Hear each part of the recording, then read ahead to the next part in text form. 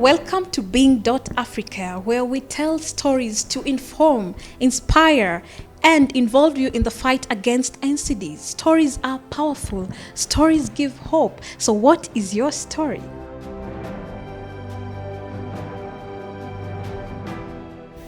My name is Sallie Agallo.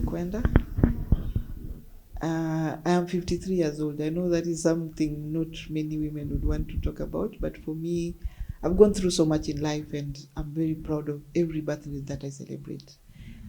I am a patient advocate, although growing up I wanted to be a doctor, but I was not very good in mathematics.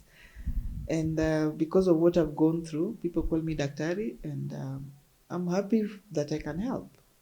Yeah, so each day I wake up, God gives me 24 hours, and all of us were given 24 hours to do something. So what do you do with your 24 hours? For me, I choose to share my story, to inspire people, but also to create awareness on various chronic conditions. My story started in 1999. I had gotten a baby, and the baby had died after 2 months. I got another one almost immediately, and also this one passed on. Okay, it was like at 7 months, I got a miscarriage, but the baby was fine. But after being put in an incubator, he died after 2 days. So I started falling very sick, and that is the time I was tested for HIV. I was on and off hospital, like I had pneumonia that was never ending. I had just various diseases like meningitis, skin rash, but mostly pneumonia, on and off. So there's this time they took a lot of blood samples and told me go and come back after 1 week. So when I went back, I was told, well, what's your name? You know, in government hospital, there's so many people. So the queue was long, and I went in my turn. And the doctor tells me, or whoever that was, the medical person was there, what's your name? And then I tell her. She pulls a drawer, takes the envelope, was brown, and puts it on the table and tells me, wewe uko na ukimwi. No counseling, nothing, just wewe uko na ukimwi. And you know, ukimwi that time was like corona now. There was no treatment. So I looked at that envelope and I thought, okay, this is my burial permit. What should I wait for? Maybe look for mourners and finish everything. What came in your mind at that time? Death, of course, because there was no treatment for HIV. Actually, it was AIDS that time, and I saw people dying and being wrapped in a black polythene, and I didn't wait for that. So the first mourner was going to be my husband. But before I left that room, I started crying. I went numb and I was confused. I didn't know what to do. So I lie on the table and I put my head on the table and I was crying. And this person tells me, please, there's a very long queue out there. Allow me to serve other people. I thought that was so cruel. But anyway, I left the room and I went. So I took my burial permit and walked home with it. And my husband comes, so sweetheart, how did it go at the hospital? I said, niko na ukimwi, and put it on the table the way the person did to me. And it was a Friday, and you know Friday is members' day for a lot of people. I don't know what they do in the members' club, but yeah, my husband happened to be one of those. So he just looked at me, looked at my envelope, and changed and left. So he could do that. Come home, change, go. Come, change, go. So for 2 months, I went into deep depression. Like, I've been given my burial permit. What am I still waiting for? Mm-hmm.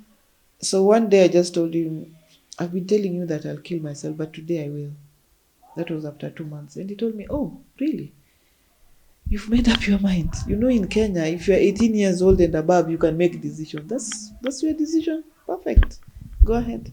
So for me, that was a rubber stamp on the already burial permit that I had. I mean, like, I've already told him I have AIDS, so then what next? And I've lost 2 babies, so... And I got a lot of stigma from my in-laws because they were saying, where I come from, people don't just die. They say you have been killed or someone has done something. So they were like, you have sacrificed our children. I'm like, I am the woman who carried these babies. How can I sacrifice them? But to them it was I was doing something, and that's why they were dying. So for me, that was too heavy to handle. And you know, a woman and a baby, and then the pain you go through even before you get the baby, and then someone tells you you've killed them, in which I didn't. Anyway, so he told me that it's okay to do what I've decided to do. And he left the way he's been living. So I sit here and I'm like, okay, this is a rubber stamp on my burial permit. Why don't I just do it? And now the devil is real, actually talking to me that it's okay to do this. And after I left, in the house you'll always get coins. Those days there were no like mobile phones, but there were maybe, but they were very expensive. So I didn't have one. So what I did, I just wrote a suicide note. I'm a last born in my family, so my sister brought me up and she was like a mother to me, a mother figure to me. So I just wrote a suicide note, got some coins in the house and went and bought a stamp, a postage stamp, and put it in the post office. Then I had some coins left. And I didn't want to carry anything like a handbag or something. So I just carried the letter and the coins and some bus fare and I left. So when I reached the post office, the only money I had was for the stamp and some little coins left after I bought the stamp and posted the letter. So when I walked outside the post office, there was a beggar sitting out there. I just threw those coins there. Someone was telling me that beggar is the one who prayed for me. So then I didn't have money now to go to, I'd made up my mind that I'm going to the ocean. I am a non-swimmer and I have phobia for water and heights. So I thought that was the best place to go and kill myself. So I chose the ocean as my burial site. So I walked to the ferry from the post office in Mombasa to the Likoni ferry. So I boarded the ferry and in the middle of the ocean I just dived. You dived in the ocean? I dived into the ocean. I'm a non-swimmer and I don't know how, but I dived into the ocean. And I thought in my stupid mind maybe that I would drown. And die. And maybe be swallowed by a shark. But I was very strategic. Like, there's the propeller that makes the ferry move. So I jumped right where it was so that it would crush me before I even go into the water. But that didn't happen. I missed it. I was in the water. And in Mombasa, people believe a lot in ghosts. So they were like, hey, majini ya Mombasa mwayaona ndio hayo. Ameruka huyu na mbona hazami. So I was also wondering, so how come... stayed afloat? Yes, I was floating on water. And I don't know how to swim. And I'm like, why is this water not swallowing me? And I was fighting with the water to swallow me. So I was trying to push the water to go into my mouth so that I could swallow, get heavy and drown. None like that. Nothing like that happened. And then suddenly, I just went off. Like, I don't know if that is what death is. Because people who die have never come back to explain to us how it is. But what I can remember is that I just went off. Like, you see the way you can carry a baby on your lap and they sleep. I went into that deep sleep. And I'm in the ocean. And people didn't even bother. They were saying majini, and so now I am in deep sleep. And I think God was talking to me, like my creator was talking to me, because when I was in that deep sleep, I heard the voice saying, you are mine, I will take you, but not now. I want you to go and save my people. Go and save my people. So the go became so heavy, and then I came back. I'm not even seeing the water. Like, I want to run and go. Like someone telling you, go. Yes. So I want to run, and I'm like, nimeshaitwa jini. If I try to run, now they will confirm I'm a true jini. Running on water. No. And I thought, okay, this is God. And I just kept calm. And I said, God, I know you are the one talking to me. But let it be humanly possible. Like, what is happening? Let human beings confirm that, yes, it is natural for this to happen the way it is. And that spirit just let me. So now I'm seeing the water, and I got very fearful. I was very scared. But at this point, I think the coxswain had seen me and reversed the ferry back. And the divers had also come. So they overpowered me, and they was already swimming with me. As much as fearful, but there was support, there was help already. So the ferry was already there, and these divers were there swimming with me back to the ferry. Wow. So when I went to the ferry, people were like, and I wasn't wet, imagine. I was only wet here, the front part, because I was lying on the water. I was having sandals, they were still intact on my feet. Anyway, so I was rushed. Yeah, it was a miracle. I was rushed to the hospital. The nearest was Aga Khan in Mombasa. The doctor who saw me, who attended to me, was asking, did she jump into the ocean or she wanted to? Because I don't see any sign. And there's a lady who was standing next to me before I jumped into the ocean. She actually came to confirm that I'm not a ghost. So she came with me to the hospital. She came into that ambulance and just to confirm, is this what I saw? And is this a real human? So she said, yes, she jumped into the ocean. I don't know her, but she was standing next to me and she jumped. So I'm also coming to confirm whether this is true story. So they're asking themselves, how will we identify her? She doesn't have any identification. And they're talking, I can hear, but I'm saying, let it be natural, like I was drowning, so let them do their thing.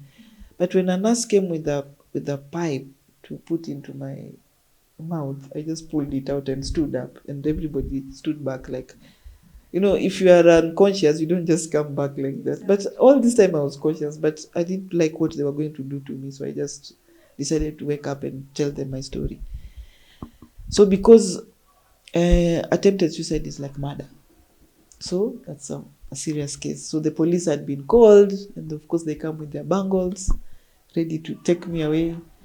But I told them my story. And when I was lying in that hospital bed, that sound of go and save my people came again. Like, go. So I woke up again and said, you guys are wasting my time. God is telling me to go and save his people. Now when I said, Get arrested?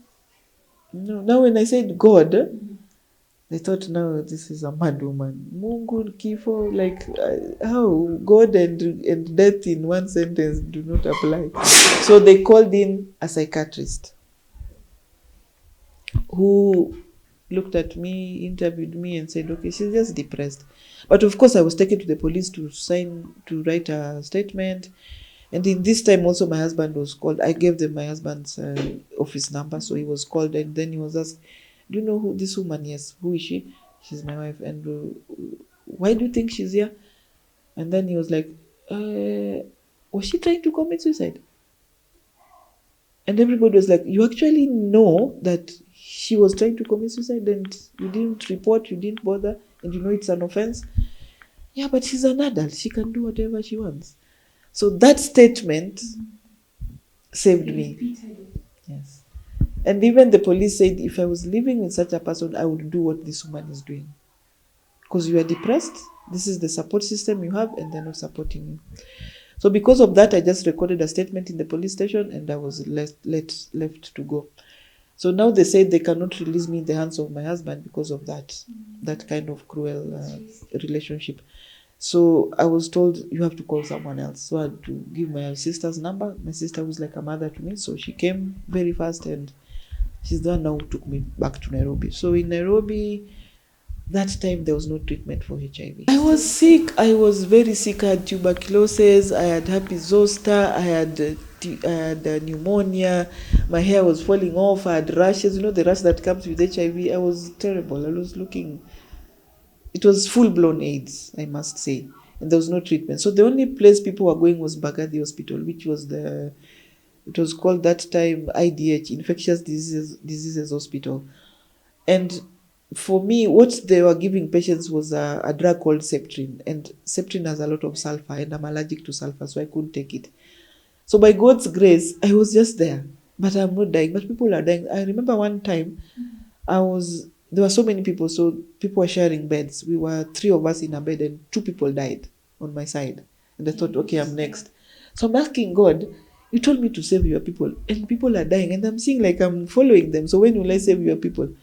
So miraculously, I was getting strength each day, and I could speak to even the patient just lying next to me on those other beds. Like, I was told I have AIDS. I tried to commit suicide, but God told me to save the people. So even you guys can be okay. So just like that, giving my testimony like that.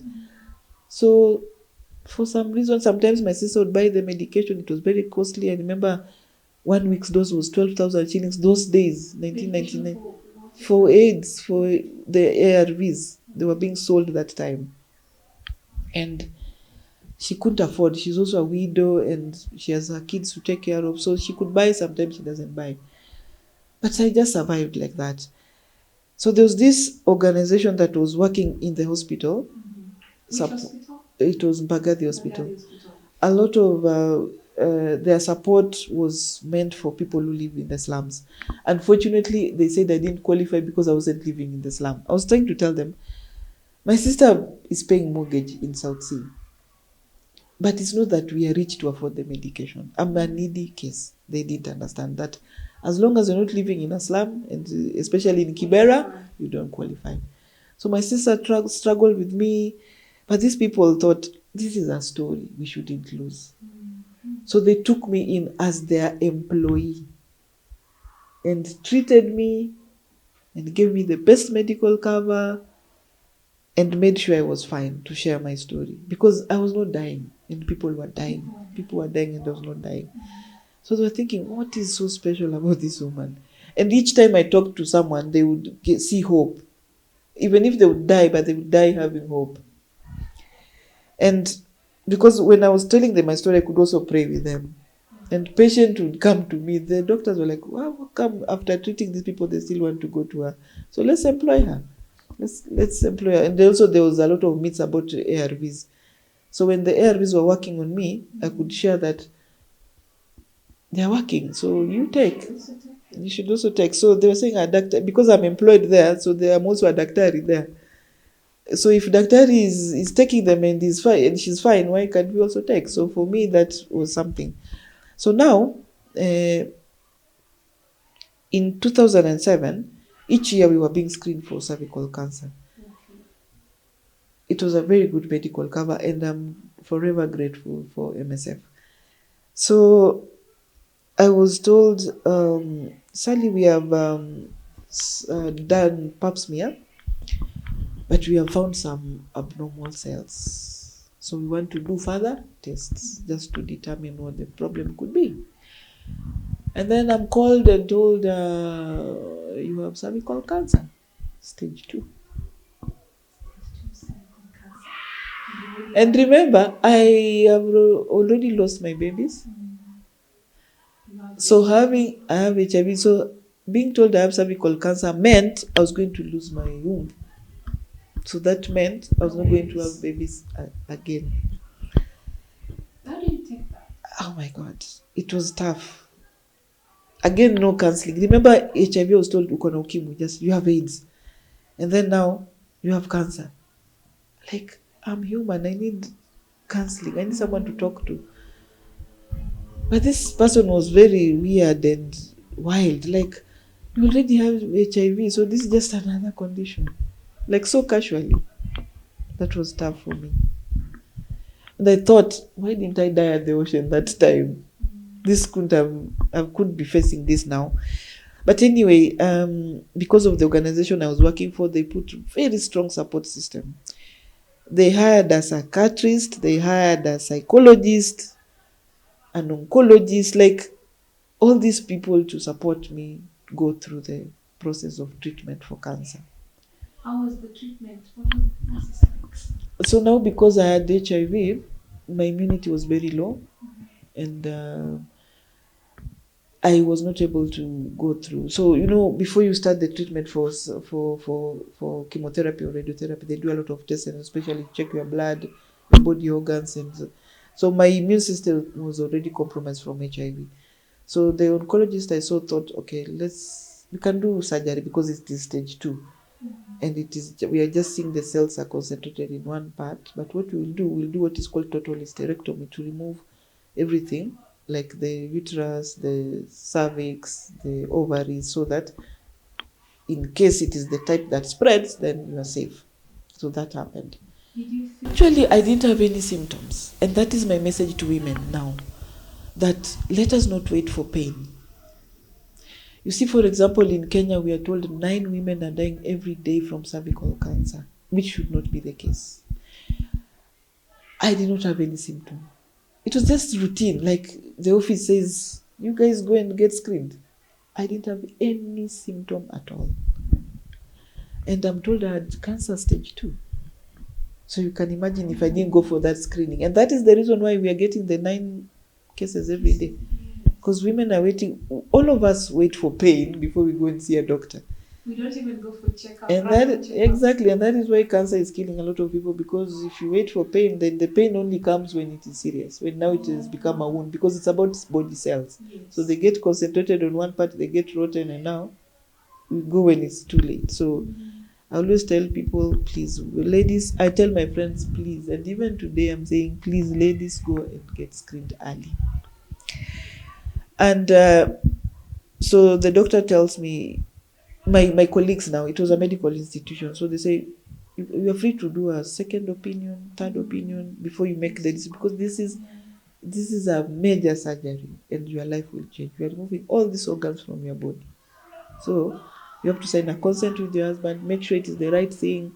So they gave me options of second opinion, third opinion, like that. So after 2 months, we decided with my husband it's fine too. During this time, after HIV and my ordeal of the ocean, we had to separate with my husband because of that cruel relationship. So, but now we had come back because he had fell very sick and he needed my support, so he came back.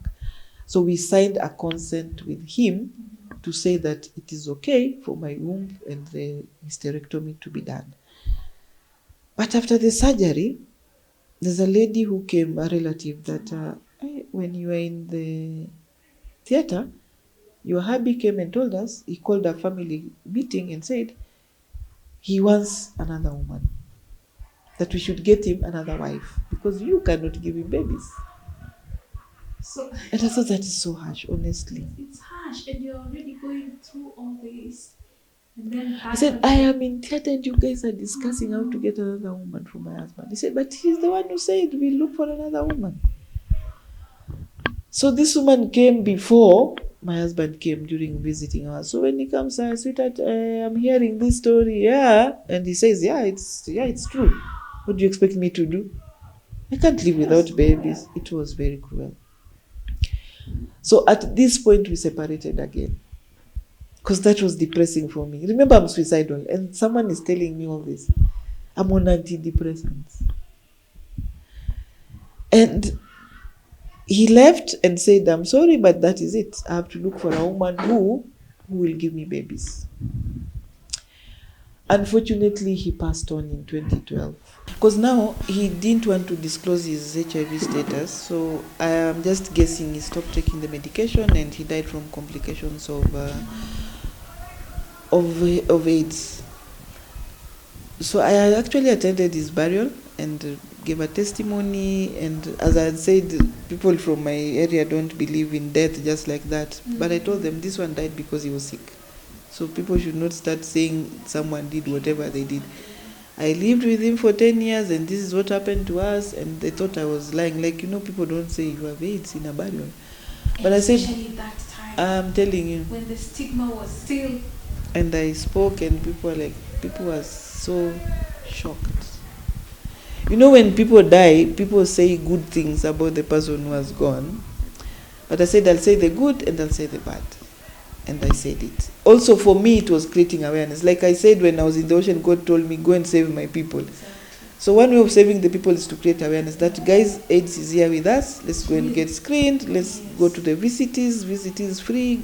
If you are sick, take your medication. This guy didn't take his medication and that's why he died. But people are not believing me. People will always, even now, people say I'm paid to lie. I tell them, okay, come and join me. Let's lie together so that we get paid. Because these are not things that you can just say. And for me, I must say that it is by God's grace, even for me to be speaking the way I am speaking. But I'm helping people to get out. And that's the only way to fight stigma. For me, that's the only way to speaking. And for me, that is also healing. Because when I speak, then I get relieved. Mm-hmm. If I just sit with whatever I have inside, I get depressed, start thinking about my children, what happened, what. But I decided to speak even during his burial, so he died, and that's it. So I was on very close follow-up after the surgery because I didn't do chemo, I didn't do radiotherapy, so my treatment was surgery. I went to theater for different procedures, like the times I can count is about 13 times, for major surgery, for minor, for whatever. But no, from 2007 to 2010, everything for me was theater. because I couldn't do the other treatments for cancer. So in 2010, that's 3 years after I got cervical cancer, again I go for this screening. I was having just constipation and nothing serious. So the doctor said, let's check what the problem could be, because I have history of cancer, so it's good that they check my colon. So they do an X-ray of the colon, what is called a colonoscopy, and they find there's some, again, abnormal cells.